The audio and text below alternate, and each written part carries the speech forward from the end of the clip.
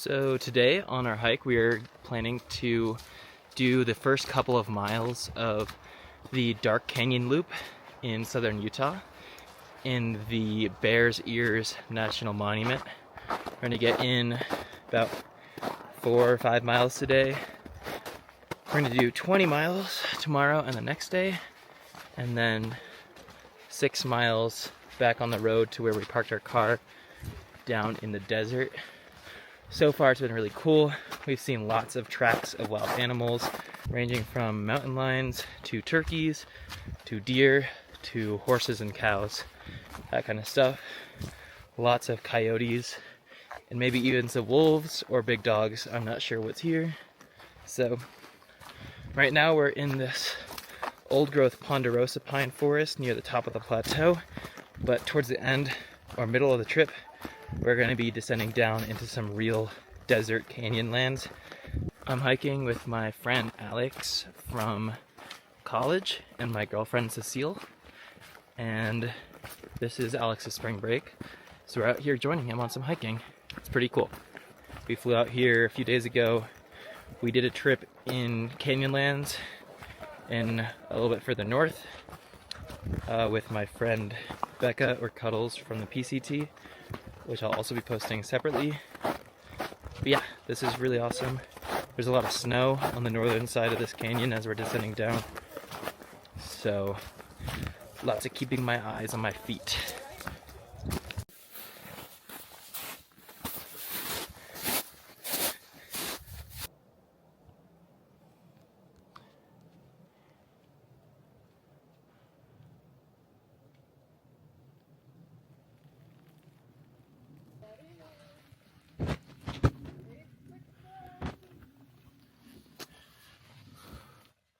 This pan's so high. Oh, you guys are oh. It was like, wow. This is day 2. Today we're heading about 20 miles down Wooden Shoe Canyon to Dark Canyon. Probably the end of Dark Canyon.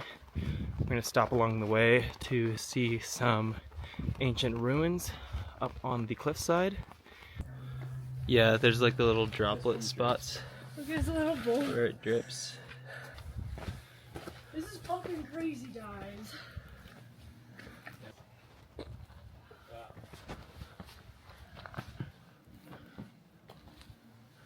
That's pretty cool. This is very beautiful. Look, they made drawings of the mountain goat. Amazing art. The window is so beautifully done as well. And hopefully find some water along the way. It's pretty dry right now. As you can see, I'm walking down this pretty big wash where usually a river might flow, but there isn't one right now because it's dry AF out here. It's just like seeping out of the ground over here. Yeah. We're just like still. Yeah, we're just still puddles. We've been seeing some tracks of lots of wildlife. Mountain lion, or maybe bobcat, coyotes, and of course cows, even here in the wilderness. How should I do it? Yeah. Look. What is that, Cecile? A cat. A big cat.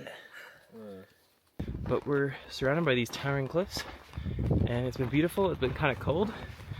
My filter froze last night, so we only got one good filter left among our crew, Cecile's. So that's a little bit unfortunate.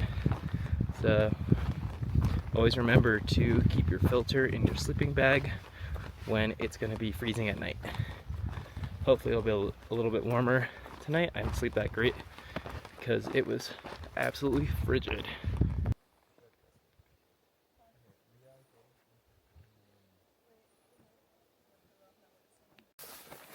For the rest of the morning, we continued down Wooden Shoe Canyon, hiking along a very narrow trail through willow thickets.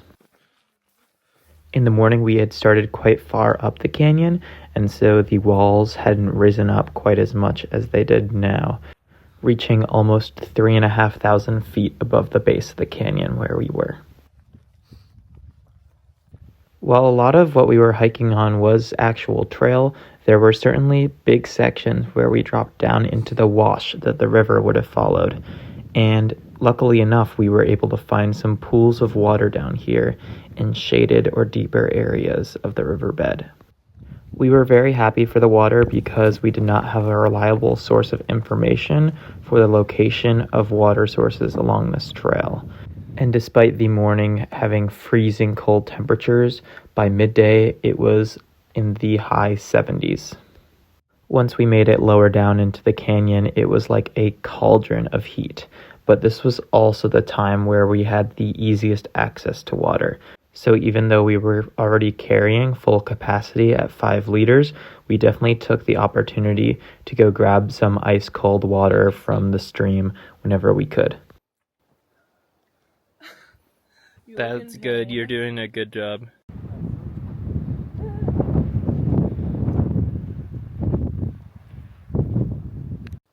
How about this back here? This is where we turn off to go to the Upper Dark Canyon and the Peavine Trailhead. It's kind of cool we could go to the Colorado River. Tell me what this is. This thing. Oh yeah. It's an oak. Flip it. Oh yeah. This thing is big. You're fucking It's really lying. big. It's like as tall as you. No, it's the same height as the last one. Yeah. Wow. Bro, crazy. imagine if we mounted them and they were both coming out of the wall. That'd be awesome. That would be sick. Anyone else a little worried about water? Just a little bit, but I think we're still in the clear. Let's find some though. We found some water after looking for a really long time.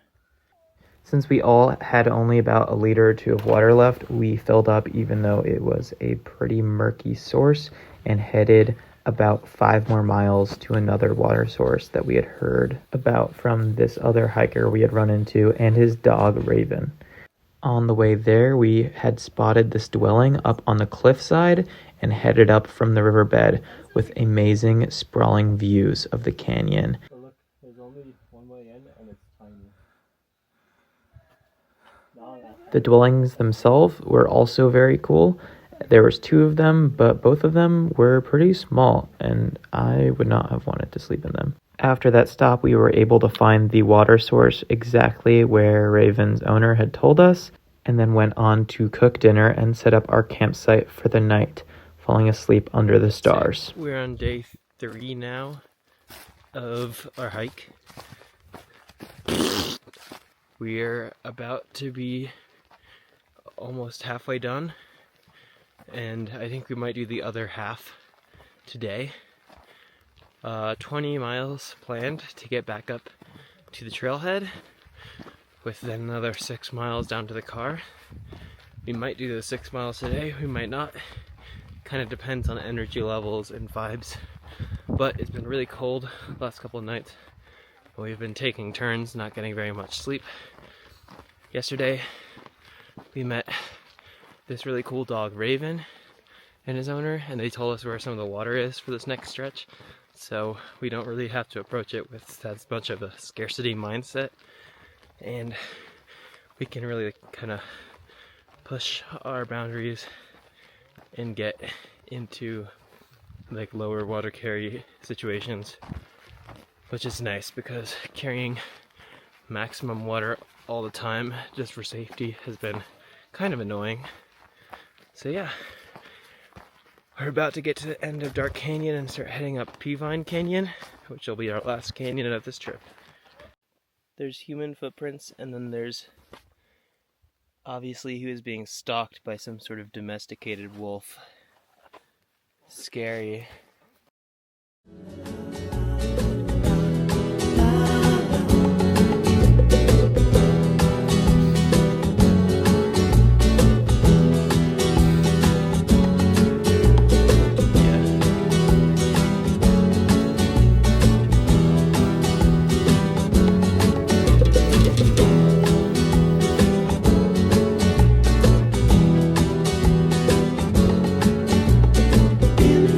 Dancing on a old school day.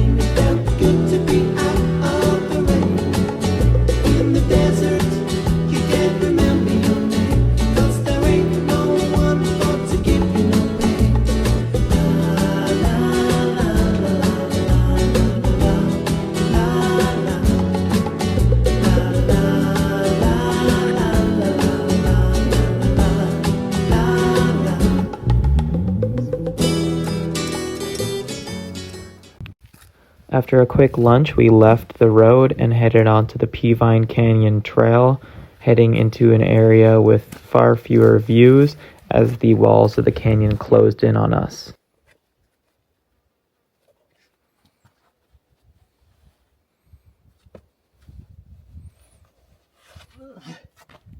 Whoa, you got to it. I got to it. That's all that matters. One animal will get away from the herd and die. I don't know. Bony ass bones. Higher up in the canyon, we left behind the Red Rock Desert and traded it for a cool and snowy conifer forest. Is that good? Yeah. That was great. In the last few miles to the trailhead, the conditions worsened greatly, with either extremely muddy or extremely snowy trail as it climbed 1,500 feet towards the apex of the mesa. We were either walking in mud that slipped backwards as you tried to step forward, or shin-deep snow. We just made it back to the car after a long 24 miles today. So excited to get off my feet. And I think we're going to drive to Natural Bridges next. So that'll be fun, little scenic, touristy sort of adventure after our really big backpacking trip. 50 miles done. Here it is.